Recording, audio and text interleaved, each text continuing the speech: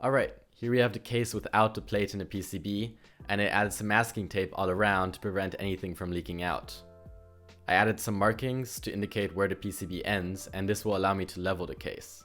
Here I leveled the case with a level, and I used a stack of paper to get the angle just right, and this allowed me to adjust the angle very accurately. And then I filled it up right up to the markings that I made beforehand. I just got a little spill right over here, but that won't be a problem to rub off once it's dry. I placed the tape right here to cover the USB-C cutout, and it extends down further to be used as a tab to help pull out the dampener once it's done. I trimmed off the minor spill that got in between the case and the diffuser before being stopped by the masking tape, and I'm pretty happy with how clean it turned out. If I hold it just right in the light, you can see the place where the USB-C port presses into the dampener. I didn't end up making a cutout for the USB-C since it's so small, and it didn't cause any problems with the fit.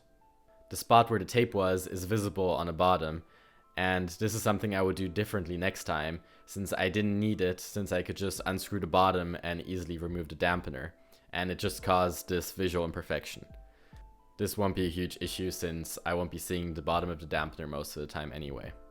So let's put this into the case.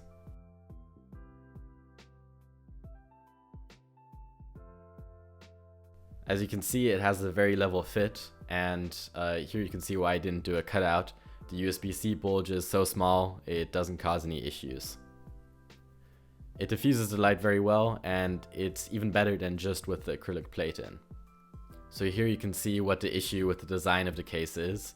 It's very thin on one side and quite thick on the other, and it has quite a bit of hollow space, and that combined with the asymmetry can cause some uneven sounds while typing. As you can also see, there is a significant flex on the outer columns, and this also gets minimized by the dampener. So here's some rubber foam I initially used for sound dampening in this case before I made the silicone dampener, and I cut it out into steps so that it fits right into the wedge and doesn't press unevenly against the diffuser. Because another issue with the design of this case is that the diffuser is only attached in 4 places on the corners, and it can have some rattle where it hits against the bottom of the case while typing.